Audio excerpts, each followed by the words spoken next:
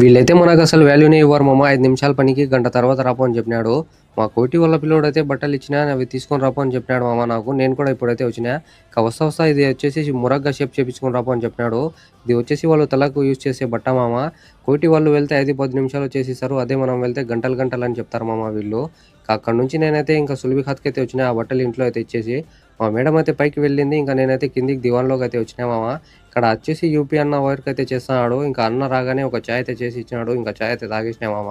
ఇక ఇంటికి రాగానే మళ్ళీ మా ముసలాయమ్మ అయితే ఫోన్ అయితే చేసింది మామ. బండి స్టార్ట్ చేయని చెప్పింది. స్టార్ట్ చేసిన 20 నిమిషాలకు బయటికైతే వచ్చింది మామ. ఇప్పుడు మా ముసలాయమ్మ వచ్చేసి సవాలన్నా సార్ ఒక మంతకాకైతే వెళ్ళు అని చెప్పింది. చూడండి మామ ఎన్ని బండ్లు వచ్చినాయో. చాలా మంది అయితే వచ్చినారు మామ. ఇక్కడ పార్టీనో ఏదో జరుగుతుంది సంథింగ్, నాకైతే క్లారిటీ లేదు. ఇంకా మా ముసలాయమ్మ వచ్చేసి ఇంకా సక్కంగా కనిపిస్తున్న ఇంట్లోకైతే వెళ్ళింది మామ. ఇంకా ఎప్పుడొస్తదో ఏమో తెలీదు. ఓకే మామ, బాయ్. నెక్స్ట్ వీడియోలో అయితే కలుద్దాం. మన ఛానల్‌ని సబ్స్క్రైబ్ అయితే చేయి మామ.